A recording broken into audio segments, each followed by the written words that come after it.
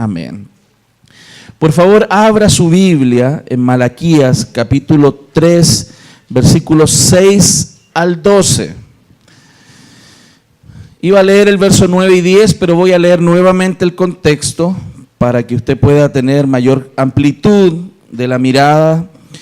Y como lo dije al principio, nosotros predicamos expositivamente. Sin embargo, el sermón de hoy particularmente va a ir por un área temática, porque voy a profundizar aspectos del tema de hoy día. Entonces, para que usted lo considere y se va a dar cuenta que es un poco distinto a lo que hago generalmente. Vamos a leer, dice así: porque yo Jehová no cambio, por esto, hijos de Jacob, no habéis sido consumidos. Desde los días de vuestros padres os habéis apartado de mis leyes y no las guardasteis. Volveos a mí y yo me volveré a vosotros, ha dicho Jehová de los ejércitos. Mas dijisteis: ¿en qué hemos de volvernos? ¿Robará el hombre a Dios? Pues vosotros me habéis robado. Y dijisteis: ¿en qué te hemos robado? En vuestros diezmos y ofrendas. Malditos sois con maldición, porque vosotros, la nación toda, me habéis robado. Traed todos los diezmos al alfolí, y hay alimento en mi casa, y probadme ahora en esto, dice Jehová de los ejércitos, si no os abriré las ventanas de los cielos y derramaré sobre vosotros bendición hasta que sobreabunde. Reprenderé también por vosotros al devorador, y no os destruirá el fruto de la tierra, ni vuestra vid en el campo será estéril, dice Jehová de los ejércitos. Y todas las naciones os dirán: bienaventurados, porque seréis tierra deseable, dice Jehová de los ejércitos. Quiero invitarle a que usted pueda ver toda la serie que estamos estudiando. Están ya en YouTube, están en el canal de la Iglesia Cristo Eterno Redentor, para que usted pueda comprender cómo hemos venido desarrollando la enseñanza y cómo Dios está moviéndonos como iglesia a un genuino y verdadero culto al Señor, un culto no solamente externo, sino con una devoción interna muy profunda, que sea una devoción que salga del corazón, que no sea solamente por cumplir, que no sea solamente para que los demás me vean, sino para que sea genuina y recibida por nuestro Señor. Y aquí surgen algunas preguntas, porque cuando hablamos de diezmos, cuando hablamos de este tema, es un tema controversial, es un tema difícil, es un tema que causa que mucha gente se complique con esta temática. Y yo creo que es necesario tratarlo bíblicamente. Y por eso hay una pregunta ahí: ¿son los diezmos algo para nuestros días? ¿Están vigentes, no están vigentes? Yo voy a profundizar hoy día, voy a intentar responder a ciertas preguntas que las personas hacen o se hacen, con la idea de ver si esto está en utilización, no es así, es algo que Dios puso, está vigente, no está vigente, etcétera, etcétera. Pero antes de eso, quiero volver a recordar lo que la Escritura nos dice en el verso 6, porque esto es muy, muy, muy relevante para nosotros. Dice: porque yo Jehová no cambio, por esto, hijos de Jacob, no habéis sido consumidos. Esto quiere decir, diciéndole al pueblo de Israel en ese momento, que a pesar del pecado de ellos, que a pesar de la negligencia que ellos tenían, que a pesar del descaro que ellos tenían para acercarse a Dios y no ser genuinos, a pesar de todo eso, Dios no cambia. Él no ama más o menos a sus escogidos dependiendo si ellos hacen o no hacen lo que deben hacer. Y eso es tan importante, porque el Evangelio está por sobre lo que nosotros entendemos como la ley. La ley fue un ayo, la ley fue un tutor, la ley nos estaba encaminando al Evangelio, encaminando a Cristo. Por eso esto es importante, porque el amor de Dios, hermanos, el amor de Dios es nuestra esperanza de cambio. La ley no cambia, Dios cambia a las personas, no la ley. Y por eso es tan importante entenderlo. Por eso cuando sabemos y entendemos que tenemos un Dios que es de esta manera, que es un Dios fiel, que es un Dios fiel a sí mismo, que es un Dios fiel a su palabra, tenemos esperanza de cambio. Porque si la esperanza estuviera puesta en nosotros los seres humanos para cambiar, no tendríamos esperanza. Porque ¿cuántos de aquí han intentado cambiar áreas de su vida y no han podido? El que ha cambiado, 2 personas. Wow, me impresionaron, hermano. ¿Cuántas personas han intentado cambiar áreas de su vida y no han cambiado? Y ahí están, creyendo. Bueno, quien puede hacer ese cambio es Dios. Y porque Dios no cambia, porque Dios no muda en su amor, porque Dios es fiel a sí mismo y por eso es fiel a nosotros, tenemos esperanza de cambio. Y dice la Escritura en el verso 7, desde los días de vuestros padres os habéis apartado de mis leyes y no las guardasteis. Y miren el consejo de Dios, volveos a mí y yo me volveré a vosotros, ha dicho Jehová de los ejércitos.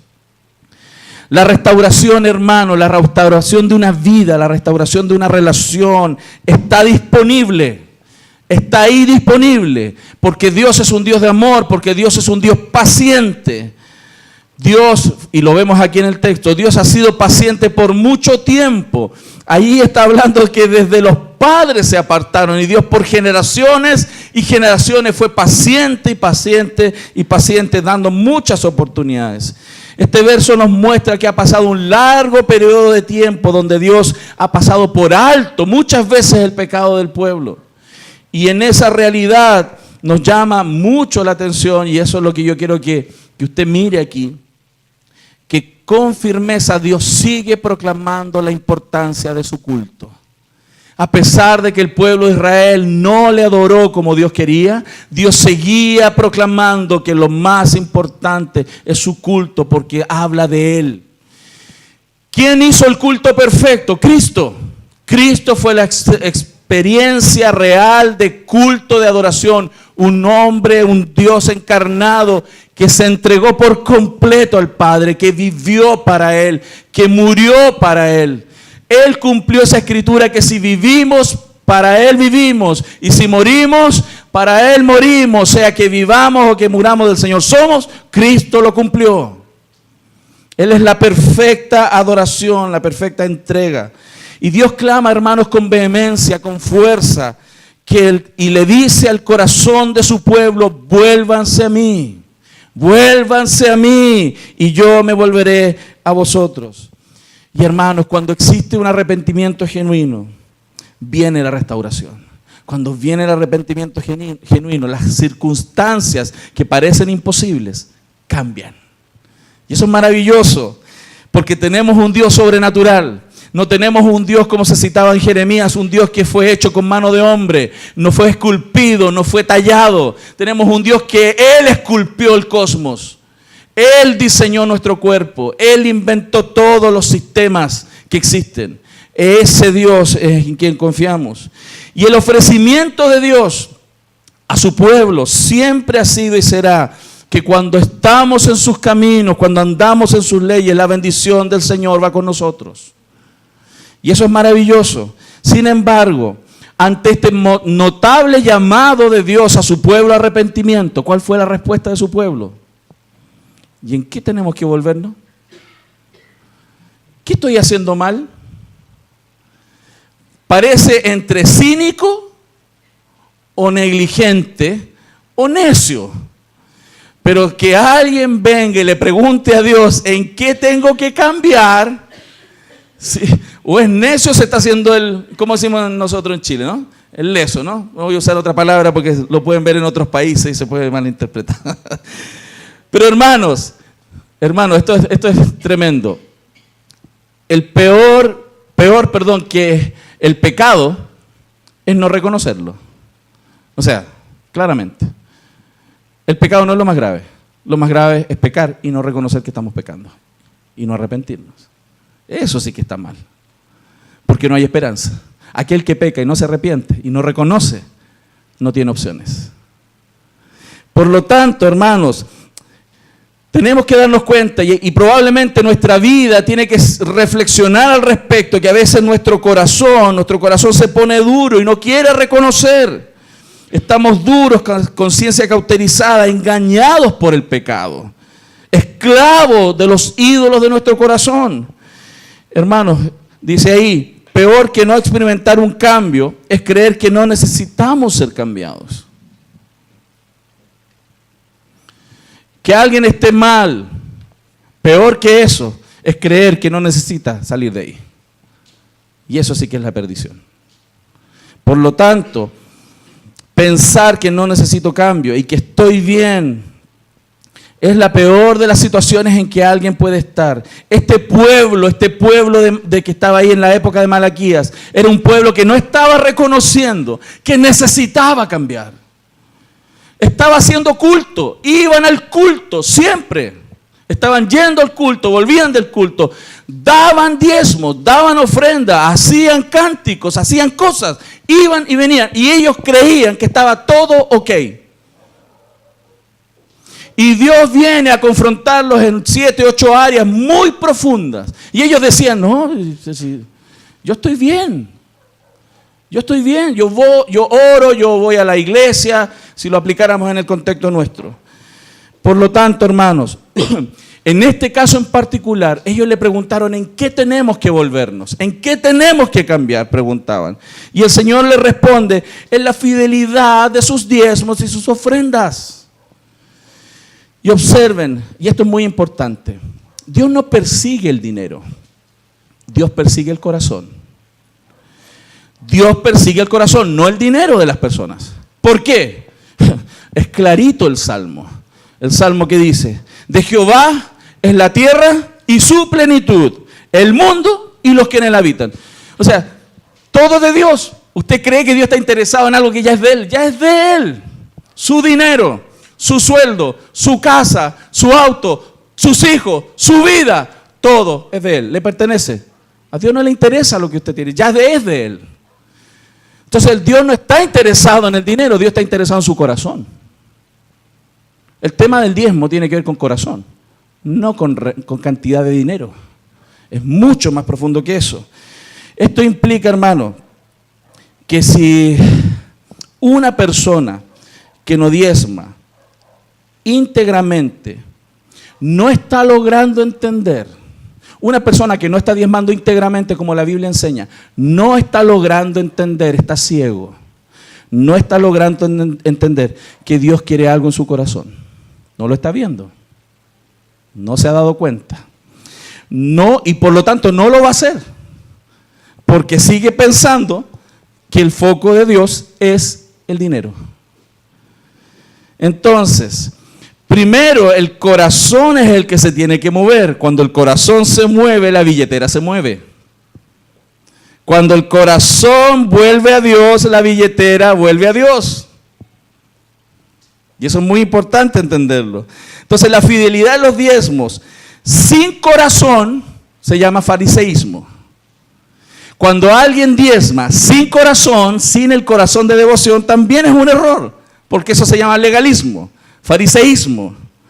Lamentablemente se torna el diezmo como una moneda de cambio. Ok, yo voy a diezmar porque estoy interesado en que si yo diezmo, siembro, voy a cosechar. Eso es una moneda de cambio.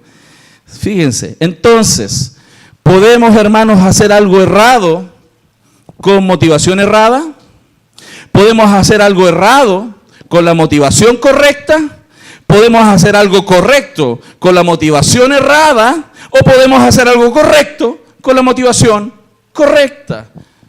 Y esto es muy importante porque en esta área, como en todas otras, pero aplicándolo aquí, hay muchos creyentes que están en una de esas cuatro. Están haciendo algo errado, pero con la motivación errada. Por ejemplo, ¿qué podría estar errado con la motivación errada? Me quedo con el diezmo porque tengo mis propios proyectos. Quiero disfrutar lo mío. Acto errado, motivación errada. Quiere su propio gozo. ¿Qué podemos hacer algo errado con la motivación correcta? Pensar, por ejemplo, que lo que yo doy, todo lo que yo doy, los diezmos, dar los diezmos, que sería algo, me estoy cambiando, no dar el diezmo, pero ofrendar y dar en otros lados estaría bien. Estoy haciendo algo errado, pero con motivación correcta, por otro lado. Podemos hacer algo correcto con motivación errada, dar el diezmo por beneficios. O podemos dar los diezmos con la motivación correcta, que es adoración, devoción, gratitud. Entonces, vamos a ver tres cosas, y esto es temático, para que usted lo entienda bien. Vamos a ver algunas causas que las personas dan para no diezmar, vamos a ver los engaños típicos que se producen en el corazón de las personas, y vamos a ver el diezmo como Dios quiere que sea. Entonces, vamos a ver algunas excusas, para que ustedes, si quieren tomar nota, algunas excusas para no diezmar. Y en este tema hay que ser muy cuidadosos, porque esto es controversial. Y aquí tenemos que tomar un acuerdo, tenemos que ser lo más bíblico posibles. No tenemos que ir más allá de lo que dicen las Escrituras, pero tampoco quedarnos cortos. Cualquiera de las dos circunstancias estaría mal. No debo decir lo que la Biblia no dice, pero no debo dejar de decir lo que la Biblia dice. Y por eso es importante mirar las Escrituras y abrazar lo que la Biblia dice.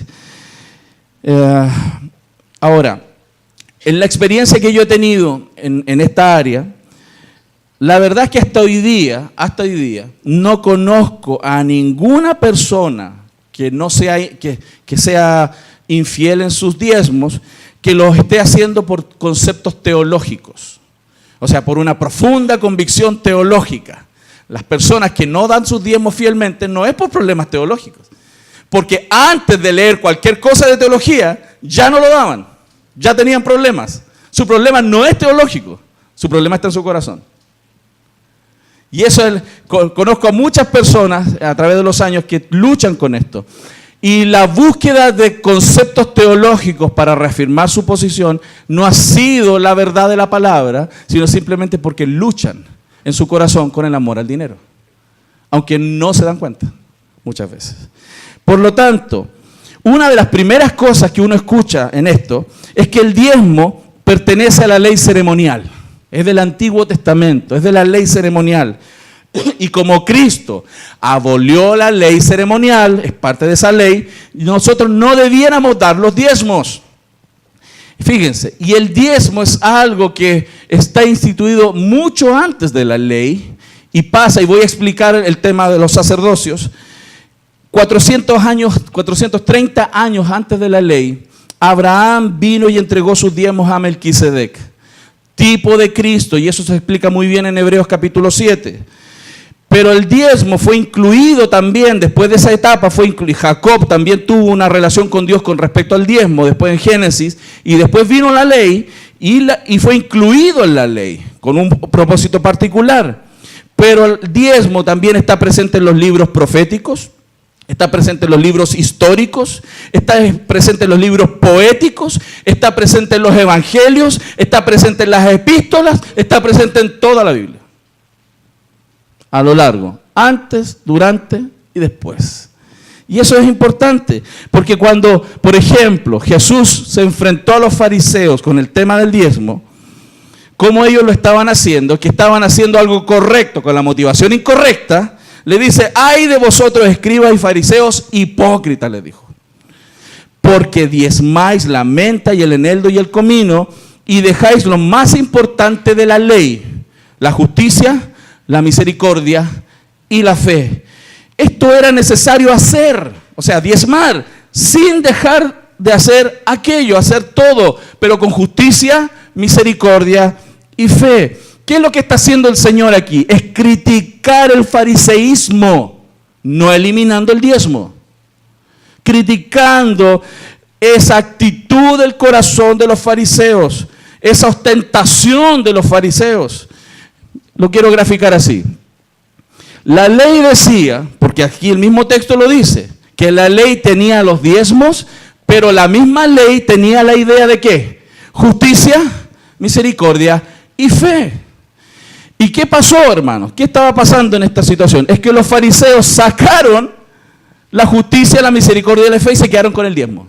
Ellos estaban diezmando, pero se alejaron de la justicia, la misericordia y la fe. Lo cual es un error, porque no podemos separar el dar la obra de entregar los diezmos sin la motivación correcta. No se puede separar.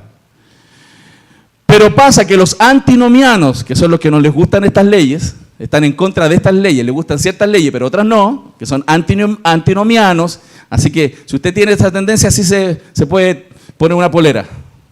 Yo soy antinomiano. El antinomiano quiere sacar el diezmo como un mandato para su vida, pero quiere preservar justicia, misericordia y fe. No, pero es que yo soy justo y misericordioso y fe cuando doy ofrendas. Quiere permanecer en justicia, misericordia y fe y sacar el diezmo de su vida. Desconectando otra vez algo que no se puede desconectar, porque así los fariseos lo hicieron. Desconectaban en la obra de las motivaciones. Unos desconectan justicia, misericordia y fe, otros desconectan diezmo.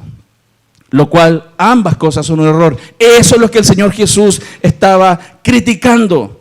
Si eliminamos también el diezmo, deberíamos eliminar también entonces justicia, misericordia y fe. No debiera ser una exigencia para los cristianos, porque la misma ley lo tiene. Y si no quiero estar bajo la ley, tengo que sacar de mi vida justicia, misericordia y fe. Jesús les dijo a ellos, dejáis lo más importante de la ley, la justicia, misericordia y fe. Ellos querían desconectar las dos cosas. ¿Se entiende, hermano? Cómo muchos engañan su propio corazón queriendo cumplir cierta parte de lo que Dios dice. Entonces no es una cosa u otra, sino una cosa y otra. Las dos cosas juntas. Y Jesús en la práctica entonces ratifica el diezmo en el Nuevo Testamento, no lo anula. Segundo, vamos con una segunda parte, otro argumento. El diezmo era para los sacerdotes y levitas de ese tiempo. Y debido, hermanos, que ahora no tenemos levitas, porque ya los levitas son del Antiguo Testamento, entonces ya no se requiere entonces los diezmos para los levitas ni los sacerdotes de la línea de Aarón, que era sacerdote. Entonces los diezmos ya no correrían, porque eran de una tribu particular, de la tribu de los levitas. Pero cuando vamos a las Escrituras, hermanos, el mismo sistema, el apóstol Pablo, el mismo sistema de contribución que se utilizaba en el Antiguo Testamento para los levitas, él hace un paralelo que el mismo sistema de contribución debe usarse, el mismo sistema de contribución con los pastores y los que trabajan a tiempo completo en el Nuevo Testamento. Y vamos a verlo en 1 Corintios, capítulo 9, versos 7 al 15.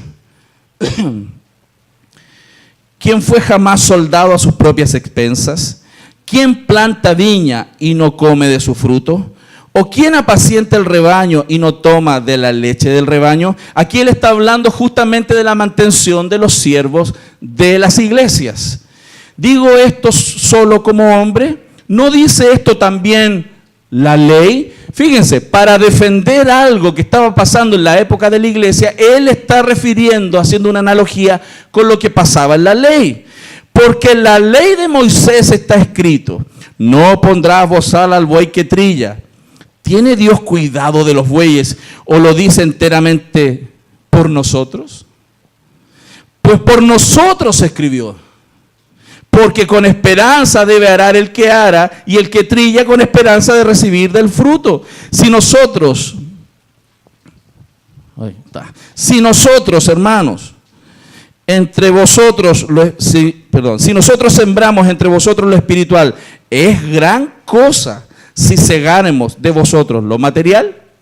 Fíjense cómo el apóstol Pablo está usando el mismo sistema de contribución del Antiguo Testamento, que la ley decía, no le pongas bozal al buey que trilla, y eso estaba en el contexto de los diezmos para la mantención de los sacerdotes.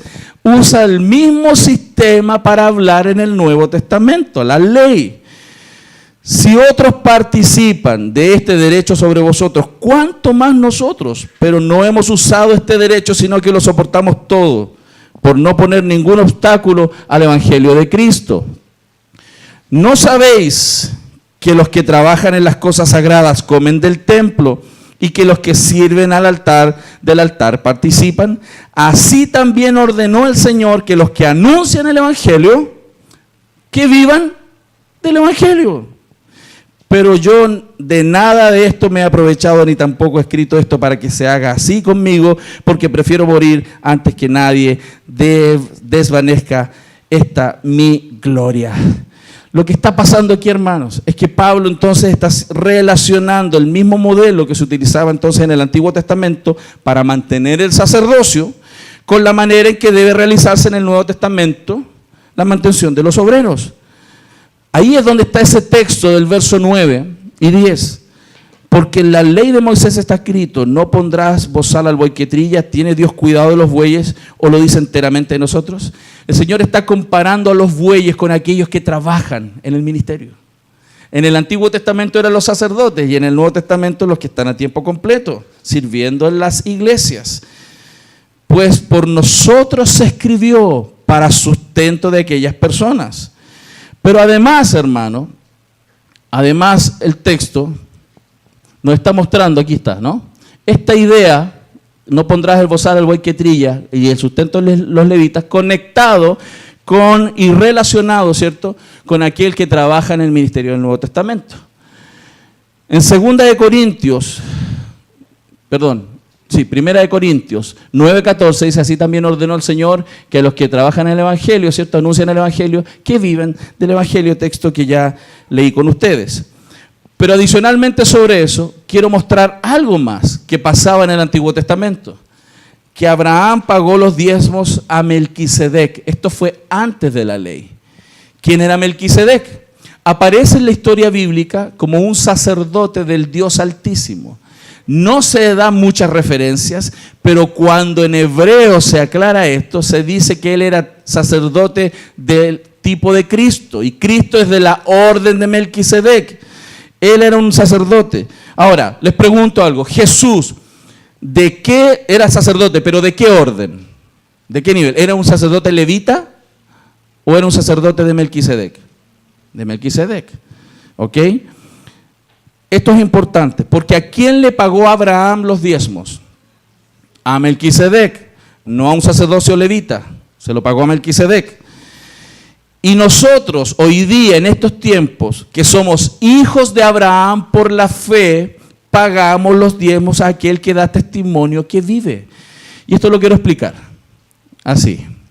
Miren lo que dice la Escritura. Sabed, por tanto, que los que son de fe, estos son hijos. Nosotros no somos descendientes de levitas. Somos de la familia de Abraham que han sido justificados por la fe. Y aquí está haciendo la Escritura el paralelo. Como Abraham pagó los diezmos a Melquisedec, al sacerdocio de Melquisedec, los hijos de Abraham en el Nuevo Testamento pagan sus diezmos a Cristo por medio de los hombres en el sacerdocio de Melquisedec. Y lo voy a explicar ahora en Hebreos y en este gráfico. Abraham tuvo un sacerdote directo antes de que apareciera el sacerdocio levítico. Él pagaba sus diezmos a Melquisedec. Luego Dios establece en la ley el sacerdocio levítico que termina cuando Cristo aparece. Porque el sacerdocio levítico no pudo seguir y no está vigente. Ya no hay sacerdocio levítico. ¿Cuál es el sacerdocio eterno? El de Melquisedec, que se cumple en Cristo. Y mire lo que dice la Escritura en Hebreos 7. Pero aquel cuya genealogía no es contada de entre ellos, tomó de Abraham los diezmos y bendijo al que tenía las promesas. Lo bendijo, recibió los diezmos y bendijo a Abraham. Y sin discusión alguna, el menor es bendecido por el mayor. Aquí ciertamente, hablando de hebreo, Nuevo Testamento, época de iglesia, reciben los diezmos hombres mortales, los pastores que trabajan en las iglesias, pero allí uno de quien se da testimonio de que vive, Cristo. Usted lea completo el capítulo, es tan claro. Nosotros tenemos continuidad de sacerdocio. Nuestros sacerdotes máximos continúan eternamente, Cristo. Por eso damos diezmos. Las personas que aducen que esto era de la ley y termina con la ley, están conectados con el sacerdocio levítico, pero no con el sacerdocio de Melquisedec. Y ahí hay una clave en la confusión de muchos que argumentan en contra del diezmo. Por otro lado, tercer punto, también se dice que los diezmos son para el sustento del templo y ahora nosotros somos el templo del Espíritu Santo. Ya no tenemos que dar dinero para los templos, para la actividad de los templos. Esto queda claro porque porque efectivamente en el Antiguo Testamento el énfasis era claro respecto de que Dios quería que le hicieran un templo. Si usted recuerda los sermones de Ageo, el Señor reprendió por medio de Ageo al pueblo. ¿Por qué? Porque ellos estaban desatendiendo el cuidado del templo, la construcción del templo, pero sus casas estaban bonitas. Hacían ampliaciones, tenían cosas bonitas en las paredes. No, sus casas estaban de lujo, pero el templo desatendido. Y Dios condenó al pueblo de esa época con el profeta Ageo porque ellos desatendieron el cuidado del templo. Y eso era así, está clarito en Ageo. Vamos a mirarlo también. Es para vosotros tiempo, para vosotros, de habitar en vuestras casas artesonadas, eso es como muy adornadas. Y esta casa está desierta, reclamaba el Señor. Pues así ha dicho Jehová de los ejércitos, meditad bien sobre vuestros caminos. O sea, medita qué están haciendo. Mediten lo que están haciendo, les decía. Sembráis mucho, porque miren, el Señor estaba conectando esto. Ellos estaban trabajando mucho en sus cosas, produciendo sus casas bonitas y el templo del Señor desatendido. Y les dice, dense cuenta de lo que están haciendo. ¿Por qué? Miren su vida, miren lo que les está pasando. ¿Qué les estaba pasando? Sembráis mucho y recogéis poco. Coméis y no saciáis. Bebéis y no quedáis satisfechos. Os vestís y no os calentáis. Y el que trabaja de jornal recibe su jornal en saco roto. ¿Qué les pasaba a ellos? Como estaban muy preocupados de su vida y trabajando mucho para su vida y desatendieron el templo, el Señor hacía que no les fuera bien. Todo les salía mal. Trabajaban, se sacaban la mugre, saco roto. Comían y no se quedaban saciados. Nunca les funcionaban las cosas. Y no se daban cuenta. Y por eso el Señor les decía, así ha dicho Jehová de los ejércitos, medita sobre vuestros caminos. Date cuenta que estás haciendo. El diezmo en el Antiguo Testamento era para eso, para el templo. Principalmente el templo, los sacerdotes, las viudas y los huérfanos. Pero el contexto del Antiguo Testamento cambia rotundamente en el Nuevo. En el Antiguo Testamento el Evangelio era centrípeto, todo tenía que concentrarse en función de un templo, donde todos llegaban ahí, todas las viudas llegaban ahí, toda la gente llegaba ahí, pero hoy día es centrífugo. ¿El Evangelio hacia dónde va? Hacia el mundo. Por lo tanto, la demanda económica creció exponencialmente. En ese tiempo se requería una cantidad para un templo, hoy se requiere muchísimo más para las misiones, muchísimo más para la predicación del Evangelio, muchísimo más para ir a los hospitales, porque ya la gente no tiene que venir al templo. Nosotros tenemos que salir del templo e ir a la gente. La demanda es mucho más grande, económicamente hablando. Otra de las excusas que uno escucha a través de los años, ya no hay maldición de la ley. Por eso no tendré problemas con Dios. Si no doy el diezmo, no hay problema, porque ya no hay maldición de la ley sobre mi vida. Fíjense, y eso es verdad. No hay maldición condenatoria. No hay maldición condenatoria. Si tú no das el diezmo, no hay maldición condenatoria. Gloria a Dios por eso. Porque si no, nos pasaría lo que le pasaba a los del Antiguo Testamento. Ay, Dios mío, yo no quiero eso. Pero también es verdad de que no estamos bajo maldición condenatoria, pero también es verdad que cuando un creyente peca, ya sea por ignorancia, por rebeldía, sí o sí está sujeto a las consecuencias de su propio pecado. Porque Dios disciplina al que tiene por hijo. No hay maldición, pero hay disciplina y hay consecuencias de los pecados. El pecado, hermano, de un creyente claramente es más grave que de un no creyente. Porque el pecado de un creyente, primero, es más hipócrita y produce un daño más grande que el del incrédulo. ¿Por qué? Porque el creyente peca contra el conocimiento de Dios. Lo cual claramente es un escándalo aquí en la tierra y en los cielos. Por eso es tan importante que en vez de buscar motivos para retener los diezmos, el creyente debe buscar buenos y santos motivos para ser generoso. Y ese es un desafío de Dios a los creyentes. Y lo traté la semana pasada, porque hay un problema con el amor al dinero. Y hay personas que dicen, pero si yo, pastor, no amo el dinero. No, hay gente que yo conozco que ama el dinero. Bueno, veamos cómo diezmas y cómo ofrendas, cómo das, cómo te estás despegando de lo terrenal y sembrando en lo celestial. Porque ahí se nota clarito el diagnóstico de cómo está tu corazón. Punto 5, por eso les decía que era más enseñanza, era distinto hoy día. La contribución en el Nuevo Testamento debe ser voluntaria y no impuesta.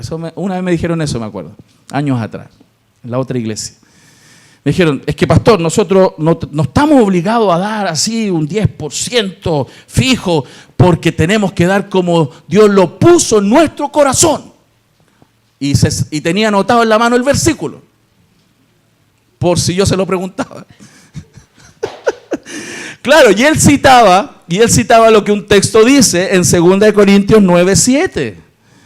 Claro, él venía con sus pistolas, venía a argumentar. Cada uno, dice, y me leyó el versículo, de como propuso en su corazón, no con tristeza. Y a veces me pongo triste de diezmar. No con tristeza ni por necesidad, porque Dios ama al dador alegre. Y ese texto estaba usándolo para argumentar que los diezmos ya no estaban, hermano. Pero ¿saben qué? Él estaba haciendo una herejía de interpretación. Porque no lee contexto, no ve contexto así. Agarra el texto fuera de contexto y es un buen pretexto. Hermano, el contexto, yo le explicaba, el contexto de ese versículo es de ofrendas para las necesidades de la gente de Macedonia. Pablo levantó una ofrenda particular para los necesitados en una región muy lejana, porque a veces lo hacemos, ¿no? Y esa ofrenda, ahí él les dijo, ofrenden para los necesitados de Macedonia y cada uno dé como propuso en su corazón, no por tristeza, ni porque están necesitados, porque Dios ama al que da con alegría. No tenía nada que ver con los diezmos, sacando de contexto el texto, pero horrible. Por eso, hermanos, lo que ahí Pablo está haciendo y que él habla en 1 Corintios 16 y habla también en 2 Corintios 8 y 9, leas esos capítulos, hermano. Esas son colectas especiales para los pobres de Macedonia, para los pobres de Judea, que fueron particularmente ofrendas para suplir necesidades del pueblo de Dios. Cosa que si nosotros nos enteráramos, tendríamos que hacer, no por tristeza, no por necesidad, sino para bendecir a los necesitados, sobre todo los de la familia de la fe. Entonces, debemos ser cuidadosos. ¿Por qué motivo? Porque no tenemos autoridad para cambiar la palabra. No tenemos autoridad para torcer la palabra. Tenemos que ser bíblicos. ¿Se imaginan que yo llegara aquí un día y le dijera, hermano, ahora no son diezmos, vamos a dar aquí triesmos? Usted me diría, pero ¿cómo se le ocurre, pastor? Eso no es bíblico, son diezmos, no triesmos, 30%. Usted diría, no, pues pastor, no use mal la palabra. Muchos cristianos han usado mal la palabra. Caen en la ignorancia, pero el problema es la motivación de su corazón para intentar justificar no dar los diezmos por su amor al dinero. Imagínense, hermanos, alguien podría decir en este contexto de lo que Dios propuso en su corazón, alguien podría decir, es que mi corazón, pastor, no me dice nada. No me está diciendo nada. No sé. Por eso no contribuyo en nada. ¿Se imagina que usted tuviera una deuda con el banco? ¿Tienen deudas con el banco? ¿Tienen alguna deuda? ¿Están pagando algo por ahí? ¿Se imagina que usted llegara donde el gerente y del banco y le dijera, ¿sabe qué? Mi corazón no me está diciendo que le pague. Me he motivado, pero no sale pagarle. ¿Se imagina que fuera así usted? Hermano, ¿sabe lo que pasa también con los cristianos que no se dan cuenta? Que el diezmo no es ofrenda, el diezmo es deuda. El diezmo no es ofrenda, es deuda. El diezmo no se da, el diezmo se paga, el diezmo se entrega. No es lo que usted propuso en su corazón, es lo que Dios dijo que había que dar. Por eso Dios dice, me roban. Porque si no fuera deuda, no sería robo. Esa es la confusión más grande que los cristianos tienen y mezclan ofrendas con diezmos. La ofrenda es lo que Dios propuso en su corazón. motivado por su propia generosidad y cómo Dios va transformando su corazón generoso. Hace un corazón generoso. Pero el diezmo es deuda. Y por eso en el Antiguo Testamento, quien nos daba un mes en una oportunidad el diezmo, el mes siguiente lo tenía que dar con intereses. ¿Lo ha visto en la Biblia, no? En la Biblia está que quien nos daba un mes tenía que devolverlo con intereses. Y los intereses eran más gruesos que lo que los bancos chilenos cobran. Si uno cree que había mucha demanda en los intereses de los bancos, el interés por no dar diezmo en el Antiguo Testamento era muchísimo más alto. ¿Cómo estaría pagando interés del 10% mensual?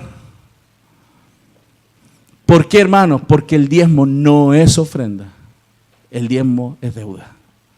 Porque no nos pertenece, se devuelve. No se ofrenda, se devuelve, porque no es nuestro. Y por eso cuando alguien no devuelve algo que no es de él, el Señor le llamó ladrón. ¿Se dan cuenta de la diferencia?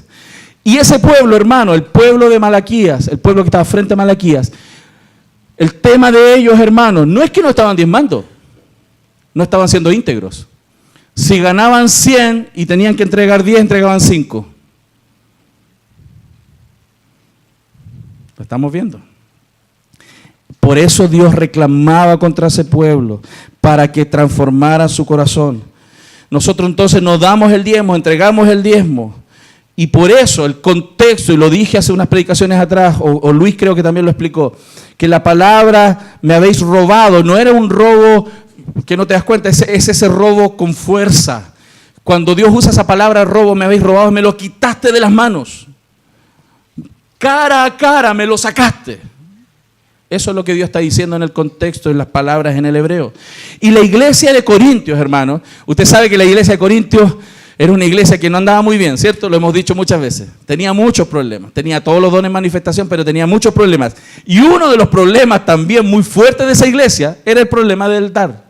Era el problema de ofrendar.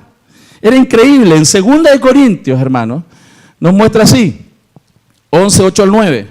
Fíjense lo que Pablo le dice a esta iglesia en la segunda carta. He despojado a otras iglesias, recibiendo salario para serviros a vosotros. El pastor de esa iglesia, que en ese momento era Pablo, tenía que trabajar en otras iglesias y recibía de otras iglesias para poder servirle a ellos. Porque no eran fieles con sus diezmos. Y tenía que buscar otras alternativas para sostener su vida y recibía de otras iglesias para poder servir ahí. Qué impresionante. ¿Se dan cuenta? Y cuando estaba entre vosotros y tuve necesidad, a ninguno fue carga. Más encima los trataba así, pero que no se vayan a ofender. No vayan a pensar que yo estoy aquí por interés. Ni siquiera quiso hacerles gravoso, no les pidió nada en ese minuto. Pues lo que me faltaba lo suplieron los hermanos que vinieron de Macedonia. Hermano, Macedonia era una iglesia rica o pobre. Pobre. Ellos mismos habían levantado ofrenda en otras oportunidades para Macedonia. Eran pobres. Y los pobres mantenían a los que tenían que darle la ofrenda a Pablo. Los diezmos. Era impresionante. Esa iglesia estaba bien mal. Bien mal. Y dice, y en todo me guardé. Y me guardé de seros gravosos. De no presionarlos. Ya madurarán. Los hermanos macedonios eran pobres y terminaron pagando el salario de Pablo. En el versículo de capítulo 12, verso 13, fíjense en este texto. Porque, ¿en qué habéis sido menos que las otras iglesias? Sino en que yo mismo no he sido carga. Perdonadme este agravio. Es como que le estuviera diciendo que ellos eran menos que todas las iglesias. Le estaba diciendo, ustedes son los más chicos, los más inmaduros, porque ustedes no me pagan el salario. Ustedes no están siendo capaces de pagar el salario. Perdónenme esta injusticia de estar cobrándoselo. Discúlpenme tener que cobrárselo. Eso es lo que Pablo está diciendo ahí. Es impresionante. ¿Por qué? Porque Pablo en el Nuevo Testamento tiene muy claro que los diezmos corresponden para mantener y sostener a los que trabajan en la obra. Porque él mismo dijo, lo leímos recién, porque el que predica del Evangelio, viva del Evangelio. Y el problema es que muchos estaban en ese tiempo, yéndose por debajo con el diezmo, no dando lo que debían dar. Eso es lo que en Malaquías el Señor está confrontando a su pueblo. Y algunos estaban diciendo, no, si yo estoy entregando mi sobre, pero el sobre no iba íntegramente entregado. Y eso es lo que estaba cuestionando el Señor. Y por eso hay argumentos como este también. Yo no doy el diezmo porque soy generoso en las ofrendas. No doy los diezmos porque, pastor, yo no doy el diezmo, pero es que doy a muchas personas. Yo ayudo a la hermana Juanita, le doy a mi tía Gertrudis y al abuelito Juancho también yo lo ayudo.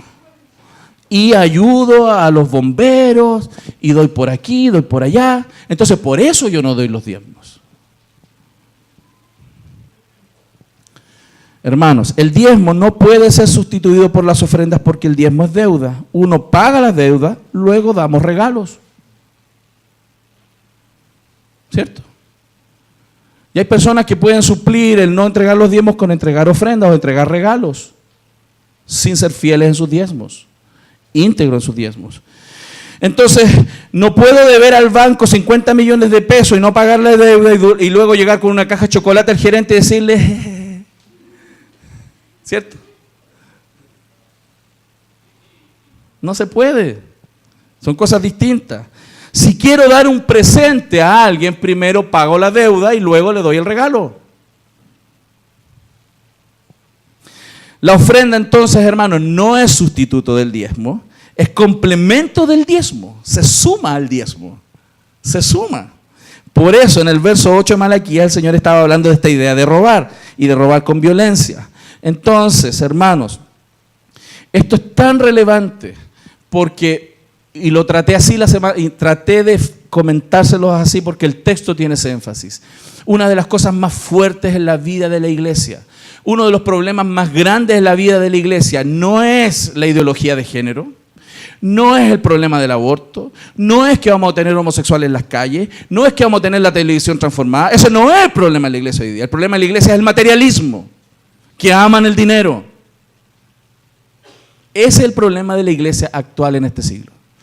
No son las ideologías, es el corazón que está colgado con las riquezas, que está amando las riquezas, que está amando el mejor pasar, en vez de entregar la vida y todo lo que tenemos y somos para servir al Señor.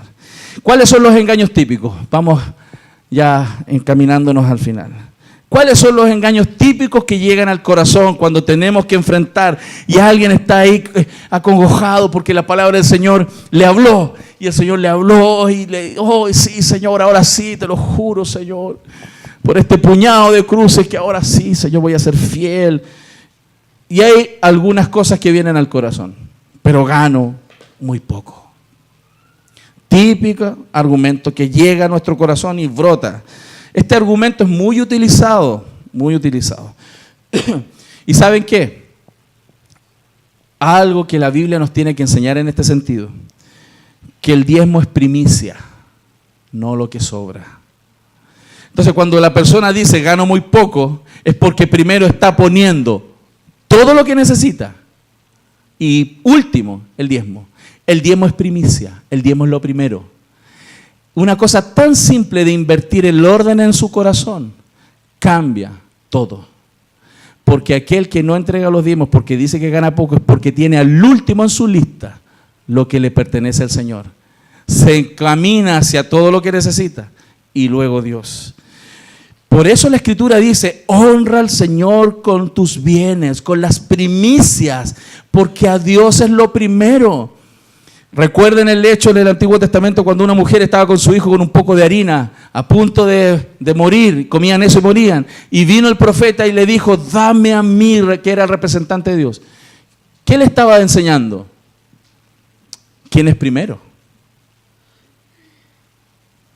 Y muchos creyentes dicen, no, el Señor es todo para mí, el Señor es lo primero en mi vida. Sus diezmos y sus ofrendas muestran quién está primero. ¿Lo estamos viendo? Entonces, eso pasaba con Malaquías. Daban lo que sobraba, lo que venía después de gastar todo lo que tenían que gastar, de calcular. Es como el chiste que nuestro hermano contó, ¿cierto? Del niñito con las dos monedas, que se cae, una cae a la alcantarilla y dice, uy, la moneda de Dios se perdió. Pero la de él para el dulce quedó. Porque ¿quién está primero? Ese que es tan chistoso, es tan fuerte, hermano. Si Dios hablase hoy a tu corazón y fueras honesto delante del Señor, te vas a dar cuenta realmente en esta área quién está primero. ¿Quién está primero? Entonces, y otro punto que está relacionado es esa idea de que no me va a alcanzar. ¿A cuánto le ha pasado eso? No me va a alcanzar. Cuando entrego el diezmo, cuando no entrego el diezmo, hermano, no estamos robando a nosotros mismos. La Biblia enseña, por esto digo, que el que siembra escasamente, también segará escasamente. Y el que siembra generosamente, generosamente también segará. Es un principio de siembra y cosecha. Por lo tanto, hermano, aquel que vive de esta manera, ¿qué le va a pasar? ¿Qué le va a pasar a una persona que vive así? Sembrando lo que corresponde, diezmando y siendo fiel. Va a empezar a notar que el 90% de sus ingresos le rinden más que cuando no daba el diezmo y se quedaba con el 100. Porque Dios bendice al que da con alegría, adorando, poniendo al Señor primero. Dios bendice a aquel. Si creemos que reteniendo el diezmo o parte de él tendremos más, estamos contradiciendo lo que la propia Escritura nos dice. Y por eso muchas personas que dicen que no diezman porque no tienen, la respuesta de muchos predicadores por ahí ha sido, yo la tomo, no tienen porque no diezman o no siembran, porque es un principio. Y todo tiene su tiempo. Mi hermano que trabaja en la agricultura lo sabe muy bien. Él no puede sembrar hoy día, hay unas papitas en la tierra, y mañana en la mañana ir ahí, ya po, y los sacos de papa. No, uno siembra y a su tiempo cosecha, y uno siembra y a su tiempo cosecha, y siembra y a su tiempo cosecha. Y Dios bendice. ¿Cuáles entonces son algunos peligros? El peligro de retener el diezmo. Retener el diezmo, tomar lo que no es mío, es apropiarse indebidamente de lo que no nos pertenece. Vuelvo a repetir, diezmo no es ofrenda, diezmo es deuda, le pertenece al Señor. ¿Qué otro peligro? Sustraer parte de él, o retenerlo todo o una parte, ¿cierto? Entonces, tercero, administrar el diezmo. Esto también pasa. No, pastor, yo diezmo, pero yo lo administro. Doy un 5% por acá, un 10% para el ministerio no sé cuánto, un 18% para hasta, un 2,5% por aquí. Él administra sus diezmos. Y la Biblia es clara. Traed todos los diezmos al alfolí, al lugar donde está la congregación, donde está la iglesia, donde están los que trabajan ahí, el lugar donde te congregas. Y de ahí la iglesia distribuye para todo lo que se tiene que gastar. Por lo tanto, el Señor no nos ha dado el derecho de administrar a nosotros los diezmadores, sino que ha puesto autoridades para administrar con prudencia y honestidad, integridad y transparencia. Pero no es nuestro tema. ¿Se fija? Por lo tanto, muchos caen en ese error también de administrar su diezmo, pero también otros caen en el error de subestimarlo. ¿Y a qué me refiero con esto? Subestimar la idea de que Dios ha llamado esto robo, ha llamado esto algo grave, algo realmente grave. Nosotros pensamos que hay pecados más graves que este, ¿no? No nos damos cuenta y pensamos que esto no es tan grave. Para Dios está uno de los 8 puntos graves que Israel tenía que cambiar. Por lo tanto, considérelo, hermano. Ese pueblo en ese tiempo estaba subestimando lo que para Dios significa adorar a otros dioses por el dinero o adorarlo a Él fielmente. Entonces, terminando, el diezmo como Dios quiere, hermanos. ¿Cuál es la idea de esto, de dar el diezmo? ¿Cómo Dios quiere? El acto correcto, con la motivación correcta. Y el Nuevo Testamento nos habla muy simple de esto. Y todo lo que hagáis, hacedlo de corazón, como para el Señor, no para los hombres. O sea, nosotros no diezmamos por el pastor, no diezmamos para el pastor, no diezmamos porque necesitamos plata en la iglesia, no diezmamos porque tenemos un proyecto en la iglesia, diezmamos porque amamos al Señor y lo queremos hacer de todo corazón para Él. Esa es la razón y la motivación correcta.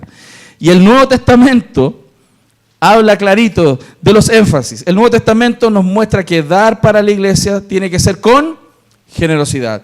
También nos muestra que debemos dar regularmente. Hay versículos de eso. Nos muestra también que tenemos que dar con alegría y nos muestra también que tenemos que ser proporcionales de acuerdo a lo que hemos recibido. Por lo tanto, el que tiene más va a dar más por temas de proporción. El que tiene menos va a dar menos por temas de proporción, pero el que tiene más y el que tiene menos van a dar con alegría, lo van a hacer regularmente y con generosidad. Eso es diezmo. Y ahí está implícita la ofrenda. Por eso, hermanos, el diezmo, y terminando, es mucho más que una proporción de dinero. El diezmo es mucho más que el 10% de tus ingresos. Hermano, hay personas que luchan, y pastor, ya entendí, pero ¿es del bruto o del líquido?